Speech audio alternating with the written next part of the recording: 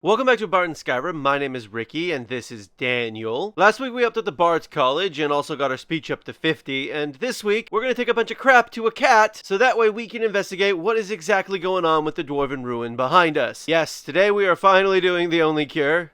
It's been like 2 or 3 weeks since I teased doing it, and I decided it's time to go ahead and do it. First thing we gotta do is go talk to Kesh. That isn't what I wanted to hit. There's a, Sabertooth. Right there. Who's running over that way? That's not even the... Oh, there's a frost troll.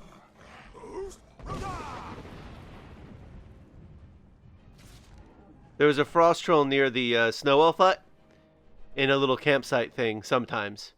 Depending on your level, I also think it could be just a wolf too. So, just FYI. Ooh, he killed a hag raven.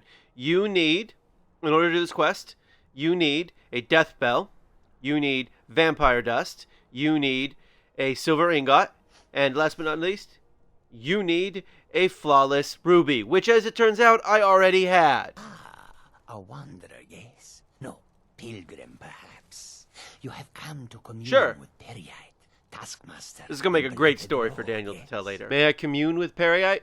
Not everyone has the stomach required to entreat my lord. If you wish to commune with him, we'll need the incense. Sure. Have the items you requested. Ah, have you? Let Kesh have them. Yes, this will create a fine fume. Anyway, so he's gonna go over there.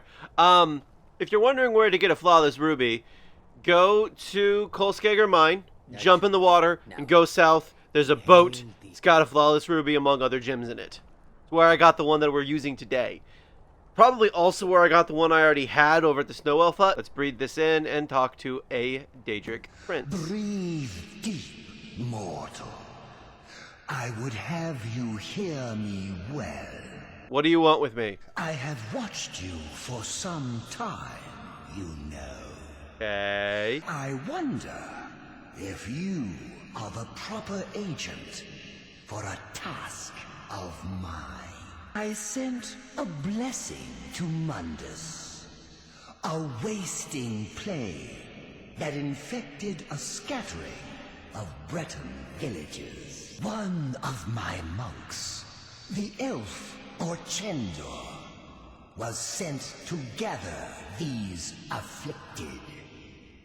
He shepherded them into Bthardamz for me, but has since lost his way.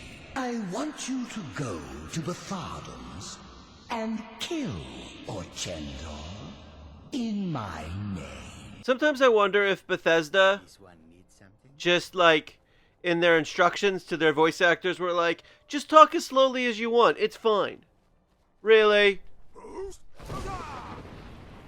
Not so much now, huh?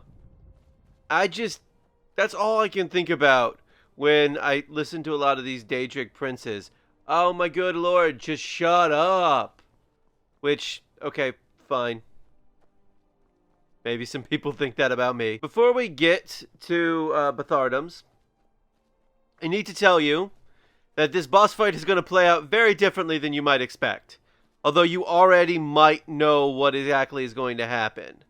You might not. This is probably the smarter way to go. I'm not really sure. So I just, FYI, when we get closer to the end, well, it'll make sense, but it's just weird. Hello. Bye. There's still one person over here. I can't be trying to figure out what exactly those two red dots are that I can see running around fighting stuff. I'm not worried about it anymore. I mean, I kind of want to know what it is, but at the same time, you know, we got to get this episode moving. We got stuff to do, shields to get. So, this is actually one of my favorite dungeons, despite the final boss being kind of a pain in the butt. Because it's a dungeon that is so easy to just sneak through without taking anyone out.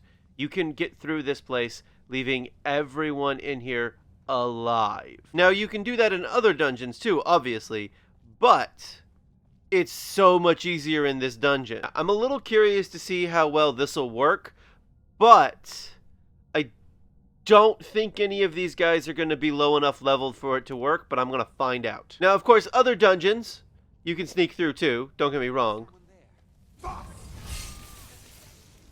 Okay, well, 2 of them are fleeing. That's nice. Okay. Good, actually. That's super useful. They can be fled from, and then I don't have to kill them because this is not their fault. They're not undead. They're not deliberately trying to be undead. This is the hardest, really the hardest place.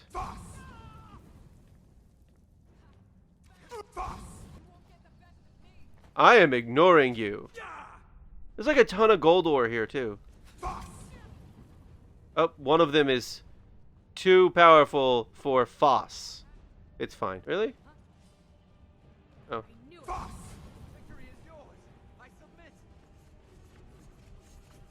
Ooh, ooh. Dude. Oh, you were the one who's too... Mm-hmm. Alright, well...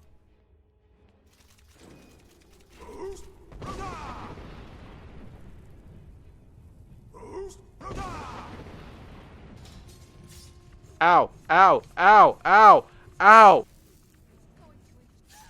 So I am absolutely in love with this shout. Is someone there? Okay. So most of these guys are like level 7 or lower. That's pretty good to know. It does mean... You don't have a chance.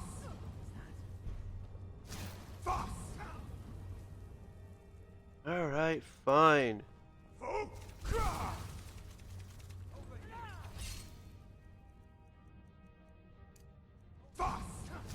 Okay, another one.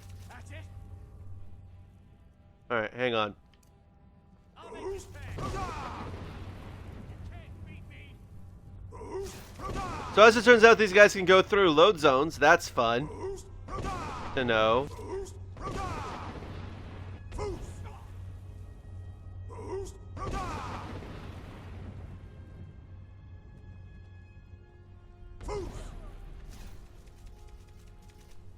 Okay, I'm gonna see if I can just get these guys to leave me alone for just a second. Good, okay.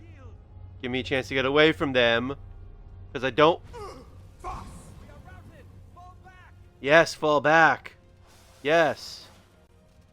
Ooh, could you guys... Hang on. Sweet!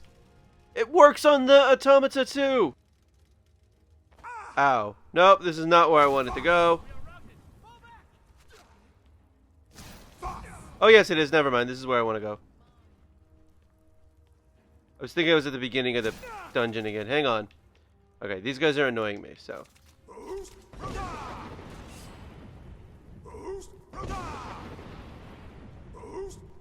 Oh, you were, running.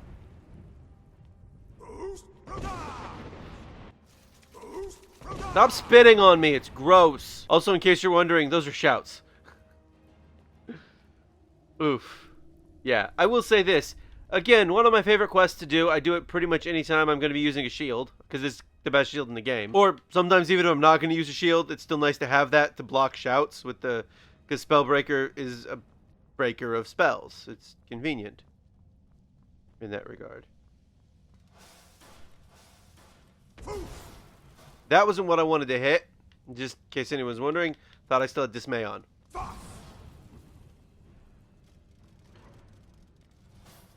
Okay.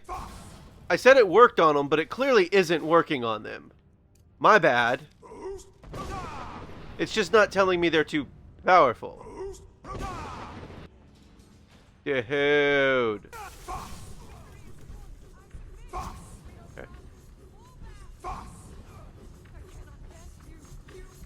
Okay, I win. Bye. I'm gonna leave those blades on. We're gonna fly through this dungeon as fast as we can. By just shouting at people and hoping that they run away. And if they don't run away, we might just run away from them. That's what Daniel's the best at. I mean, he's not necessarily the fastest, but he's smart enough.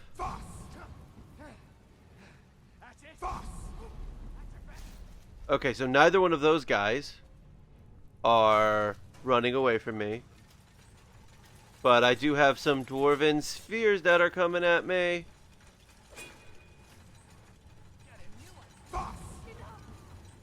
Wow, man, you could just plow into those guys.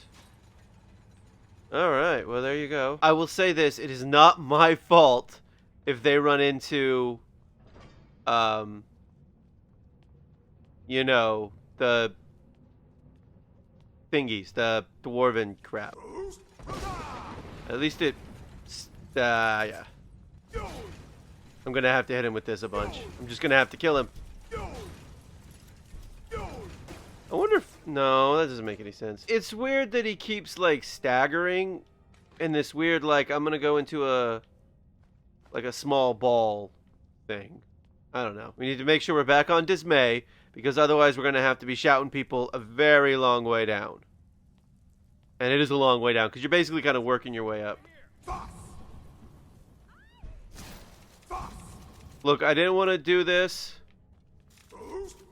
but you leave me no choice. Hang on, didn't I dismay you? We might need to go get the other words, the other words of dismay at some point. So,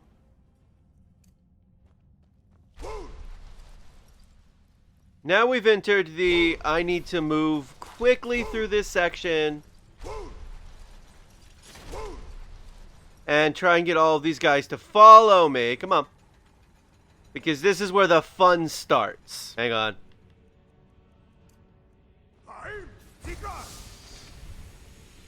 You gotta follow me though, dude. You gotta be following me. Come on. Oh, he's not following me. Okay.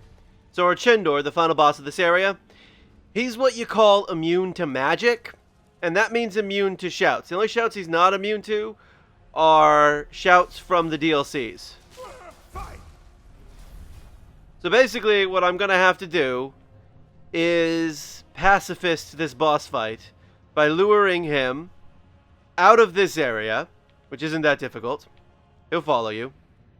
And getting him to go and be killed by all the dwarven automata, which actually isn't as difficult as you think it might be. He does this stupid thing where he, sort of... Come on. Where he'll disappear, but once he leaves this room, he can't, come on. He can't do a stupid teleport thing anywhere, but right there. He'll disappear and reappear in the same spot. So it's an annoying boss fight, unless, of course, you decide you want to fight him on your terms and not his terms. See? He does this disappearing thing, but he just reappears right there because he can't really do anything else. I think maybe it's your end that draws near, Orchendor. Where's your buddy, guys? Where's the giant one? Ooh, look at that. Orchendor, it's hard to see, but look at that. Look at that, look at that, look at that.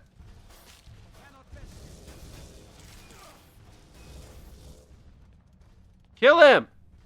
No, kill him! He is immune to your, shout, dude.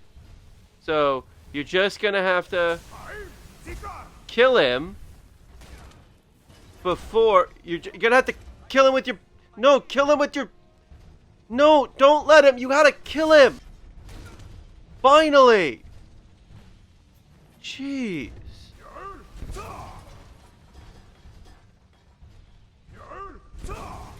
Come on, dude. I got this. I got this. Don't worry. I mean, I was really not entirely wanting the Dwarven Centurion to be there. Like, I was hoping that, you know, that one... They almost had him. But unfortunately, the game's AI is programmed to not attack people who are on their knees and to go after people who aren't on their knees, and I don't know why. Still, we didn't take out Orchendor. The giant dwarven automata did. Well done, mortal. All things are in their order, and Orchendor roams the pits. Embrace order and hard truth, mortal. Goodbye. Bye! So this is Spellbreaker, right here. It's pretty sweet, as a shield goes. So it does this. It creates a ward that I think blocks 50 points of magic, but most importantly, it blocks pretty much every single shout. Now, several shouts will break the ward, and so you get staggered a little bit. But for the most part, it's a pretty solid blocking of the shout. Well, Daniel got himself a new shield. I didn't mention this in the episode, but I don't know if we're going to use it. Probably not, but you never know. This has been a Bard in Skyrim. Thank you for watching, and come back soon for more Skyrim.